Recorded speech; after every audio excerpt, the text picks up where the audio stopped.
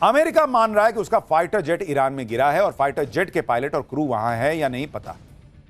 वहीं ईरान अमेरिकी fighter jet मार गिराने के बाद ट्रंप को और चिढ़ा रहा है। कहा जा रहा है कि अमेरिकी फाइटर जेट को हॉर्मूज के पास केशम आइलैंड में मार गिराया गया है, यानी अब युद्ध की आंच हॉर्मूज तक पहुंच गई है। अमेरिका ने स्ट्रेट ऑफ हॉर्मूज में केशम आइलैंड पर हमला किया। केशम आइलैंड ईरान के लिए बहुत ज्यादा महत्वपूर्ण है। यहीं से ईरान हॉर्मूज से गुजरने वाले जहाजों पर नजर रखता है। अमेरिकी हमले के बाद केशम आइलैंड को भारी नुकसान भी हुआ है। मैप के जरिए आपको दिखा रहा हूं कि केशम आइलैंड कितनी इंपॉर्टेंट लोकेशन पर है। आप देखिए कि केशम आइलैंड और लरक आइलैंड के ठीक बीच में ईरान ने टोल बूथ बनाया हुआ, देख रहे हैं वहां पर। इसी से होकर जहाज गुजर रहे हैं, जहां से कथित तौर पर ईरान पैसे भी ले रहा है।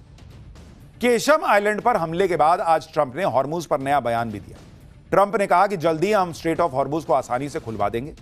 आप वहां से तेल लीजिए और अमीर बन जाइए। हॉर्मूज दुनिया के लिए तेल का बड़ा कुआं साबित होगा। अब ट्रंप कह रहे हैं कि हॉर्मूज आसानी से खुल जाए, जबकि पहले तो कह रहे थे कि हॉर्मूज से हमारा क्या मतलब।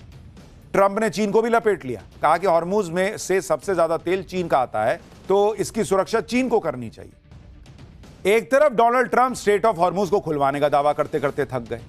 अब तो लगता है कि उनके दावों पर खाड़ी देशों का भी भरोसा उठ चुका है। इसलिए हॉर्मूज स्ट्रेट खुलवाने का प्रस्ताव लेकर खाड़ी देश यूएनएससी चले गए, यूनाइटेड नेशन सिक्योरिटी काउंसिल। वहां पर भी उनको बड़ा झटका लगा है। दरअसल बहरीन की अगुवाई में खाड़ी देशों ने यूएनएससी में पेश करने के लिए एक प्रस्ताव तैयार किया। इस प्रस्ताव में स्ट्रेट ऑफ हॉर्मूज को खुलवाने के लिए जॉइंट मिलिट्री एक्शन को मंजूरी देने की मांग रखी गई। लेकिन प्रस्ताव पर वोटिंग से पहले ही रूस, चीन और फ्रांस ने सैन्य कार्रवाई वाले पॉइंट पर सवाल उठा दिया और वोटिंग होने पर वीटो लगाने की बात कह दी। खबर है कि इसके बाद प्रस्ताव के फाइनल ड्राफ्ट से सैन्य कार्रवाई का जिक्र हटा दिया गया, जिस पर कल यूएनएससी में वोटिंग हो सकती है। इस बीच ईरान अमेरिका युद्ध अब नए और खौफनाक फेज में पहुंचता दिख रहा है। दोनों तरफ से मिसाइल और ड्रोन अटैक का निशाना अब सैन्य ठिकानों से आगे बढ़कर इंफ्रास्ट्रक्चर तक चला गया है। अमेरिका और इजरायल ने मिलकर ईरान के सबसे बड़े पुल पर अटैक किया। इस अटैक में ईरान के करज शहर में बना B1 ब्रिज 2 टुकड़ों में टूट गया। ईरान के इस पुल की पूरी तरह ध्वस्त होने के लिए अमेरिका और इजरायल की तरफ से 2 बार हमला किया था। हमले के बाद हुए जबरदस्त धमाकों से वहां धुएं का गुबार उठता नजर आया। इस पुल को इसी साल शुरू किया गया था और इसे खाड़ी देशों का सबसे ऊंचा पुल माना जाता है।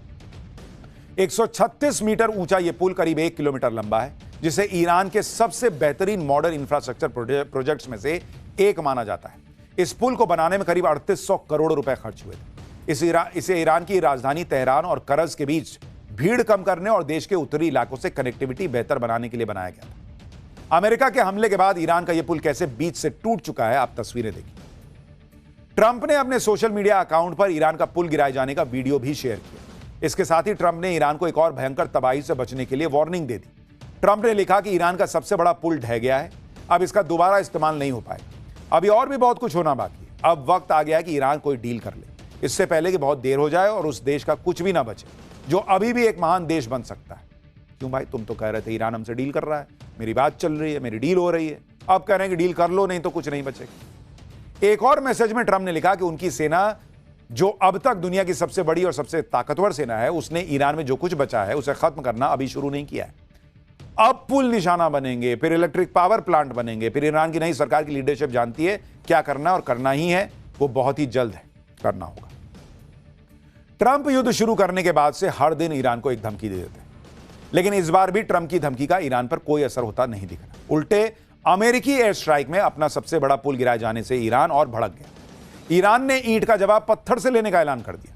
ईरानी मीडिया के मुताबिक IRGC ने खाड़ी देशों के अहम और मशहूर पुलों की एक लिस्ट जारी कर दी, जिन्हें जल्दी ही निशाना बनाया जा सकता है। ईरान की हिट लिस्ट में कुवैत में शेख जाबेर अल अहमद अल सबा समुद्री पुल, सऊदी अरब को बहरीन से जोड़ने वाला किंग फहद काजवे पुल, संयुक्त अरब अमीरात में शेख जायद पुल और शेख खलीफा पुल, जॉर्डन में किंग हुसैन पुल, दामिया पुल और अब्दौन पुल के नाम शामिल है।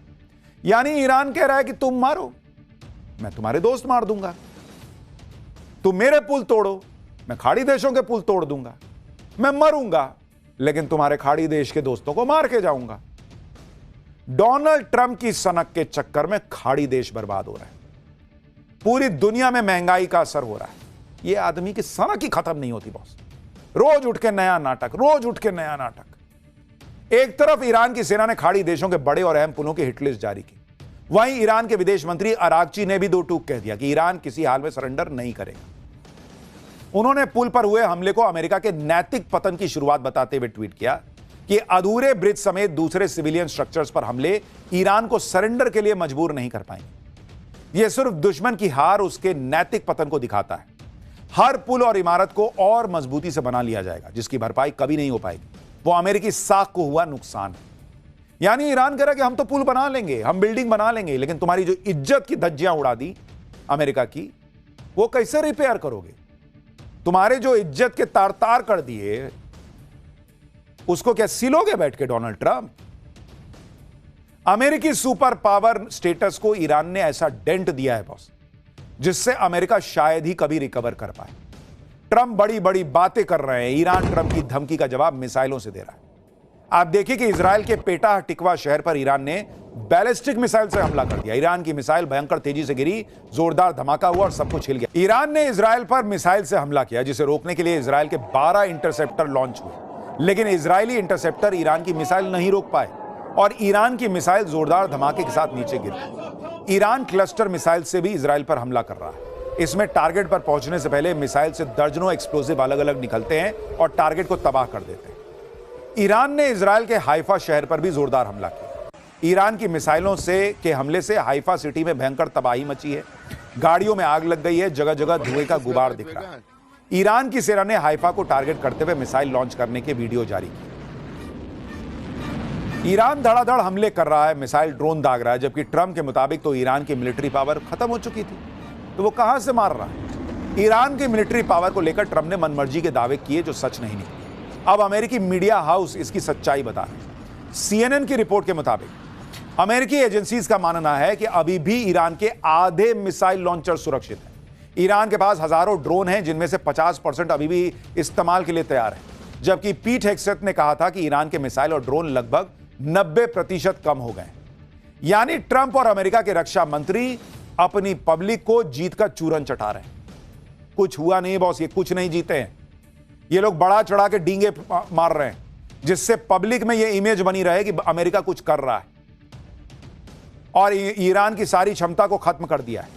लेकिन ट्रंप की दिक्कत यह है कि हर दिन युद्ध में उनके दावे ध्वस्त हो जाते हैं, क्योंकि पूरी दुनिया देख रही है कि ईरान कैसे मिसाइलें मार रहा है।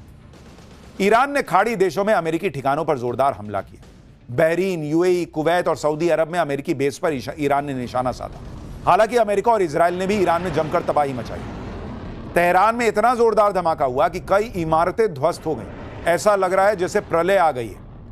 ईरान पर हमले के लिए अमेरिका अपने वॉरशिप USS बल्कली का भी इस्तेमाल कर रहा है। अमेरिकी वॉरशिप से एक के बाद एक मिसाइलें ईरान पर कैसे दागी जा रही हैं, देखिए जरा। यानी इजराइल भी ईरान को फोड़ रहा है, अमेरिका भी ईरान को मार रहा है। लेकिन वो जो कर रहे हैं मिलकर कर रहे हैं, और वो तो एक्सपेक्टेड था कि आप करोगे। ईरान जो कर रहा है वो अनएक्सपेक्टेड है, और इसीलिए डोनाल्ड ट्रंप और अमेरिका